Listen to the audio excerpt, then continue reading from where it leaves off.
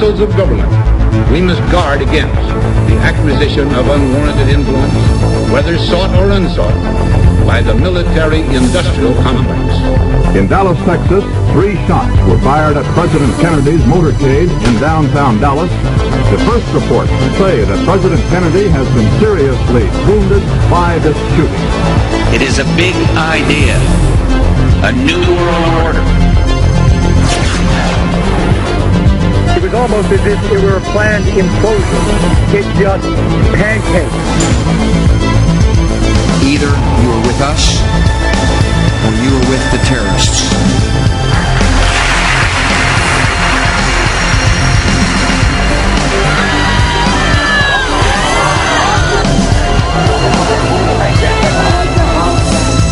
But I also believe that a lot of gun owners would agree that AK-47s belong in the hands of soldiers, not in the hands of criminals. Guns will be taken. No one will be able to be armed. We're going to take all guns. For many of the police and guard troops, it is an uncomfortable job to do this in an American city. Global governance at last. Is it one world? The central bankers in charge. But aren't we all just living and dying for what the central banks do? As for me, give me liberty or give me death! The answer to 1984 is 1776. Welcome to the INFOWARS Nightly News. I'm David Knight. It's Thursday, October the 3rd, 2013. Tonight we've got some interesting stories about whistleblowers and people who stand up to tyranny. We've got a first-person report by the INFOWARS crew who went to the Utah data center, the brand spanking new depository of all of your information. And of course they got ticketed for photography, even though photography is not a crime. We also are going to have an interview with a major whistleblower.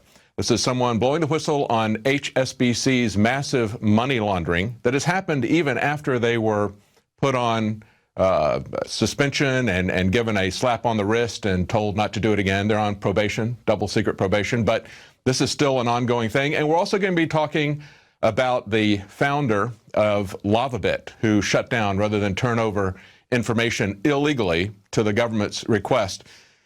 But the breaking story tonight is the entire country panicking. And it's kind of disgusting to see Eric Cantor congratulating the police over what appears to be the murder of a woman who fled from police after she was stopped at a barrier, had a small child in her car. Official sources are saying that she is dead. She's been pronounced dead. No idea why she ran or what initially started this. Did she strike the barrier? Was she terrorized by the police?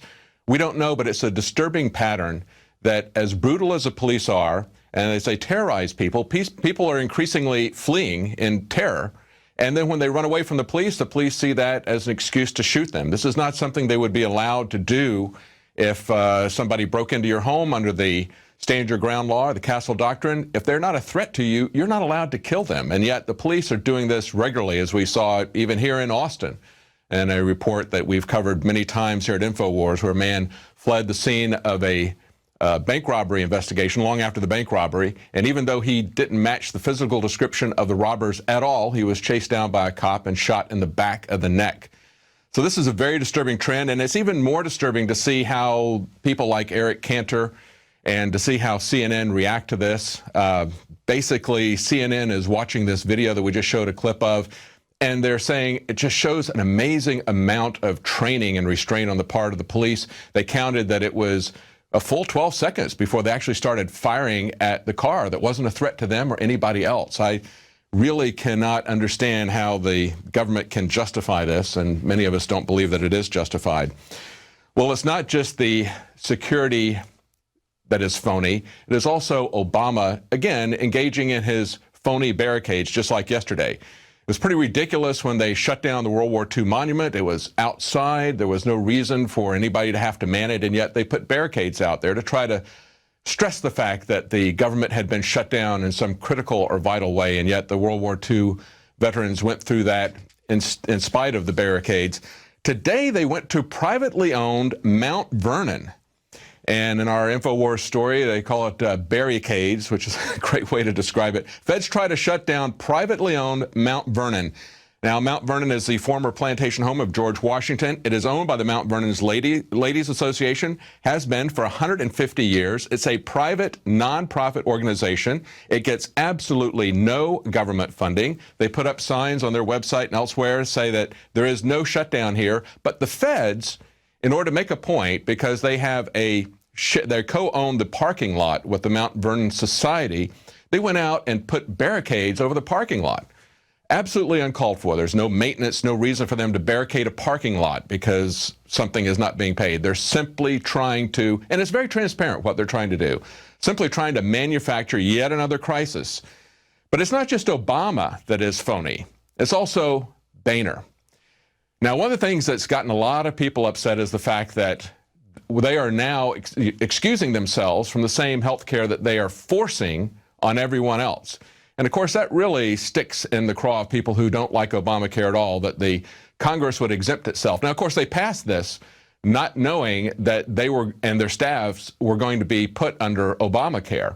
As Nancy Pelosi said, they passed it and they would find out what was in it later. Well, as soon as they found out that they were in the plan, they moved very quickly to get themselves out of it. But Boehner said just the opposite. He said, why don't we make sure that every American is treated just like we are, he said. And yet, at the time they found out about this, he was working with the White House, working with Harry Reid to try to get the Congress out of this health care plan. So even though he's saying we should be subjected to the same laws that we're forcing on everybody else, and making a point of saying that the Democrats wanted to get out of this. Obviously, there's something wrong with it. Everybody knows that if they want to get out of it.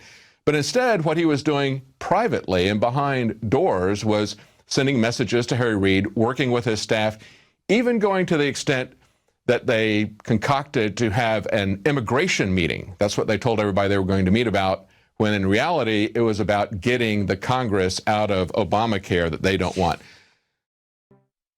But what is the real threat to America? Is it really this phony shutdown, which isn't a shutdown at all? It's really just a slowdown. We do have a debt crisis looming that is coming up on the 17th. So we're only about 2 weeks away from a debt crisis. That's the point at which they're estimating we will run out of credit.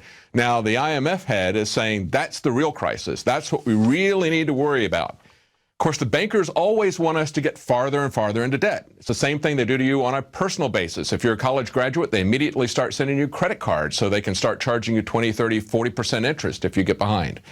They do that to homeowners with their mortgages, and they do it to countries. They've had us on an interest-only loan for over 100 years, coming up to 100 years now, with the Federal Reserve and the income tax. The income tax only pays the interest on the federal debt, as the Reagan Grace Commission pointed out. So they want us to get indebted to them, and of course the IMF head is saying we need to go further into that. But on InfoWars today, we carried a story from Paul Craig Roberts, and he pointed out what the real crisis is. Just like an individual, the real crisis is the fact that we've lost our income. Why have we lost our income? We've lost our income because we have shifted jobs overseas.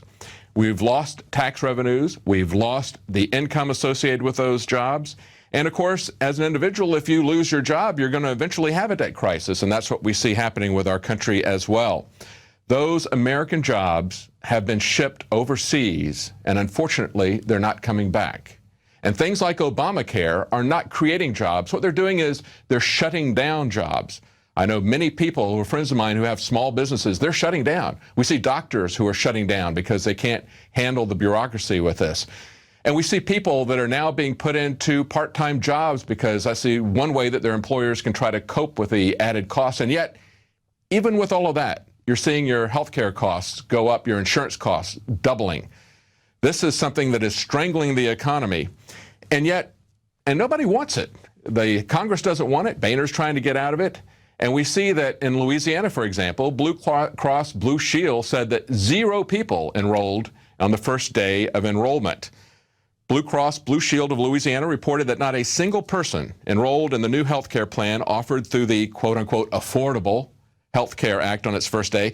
Now, this is interesting because according to the paper, the company spent $60 million preparing for the October 1st rollout, but the website continued to stall on the day of the rollout. One applicant spent 5 hours and eventually gave up. Well, maybe the problem with healthcare is not the healthcare providers, but the bureaucracies of the insurance companies and the government. Looks like they're going to turn our healthcare service into the Department of Motor Vehicles. Now you can watch the InfoWars Nightly News streaming live as it happens for free. Check it out at Infowars.com/show.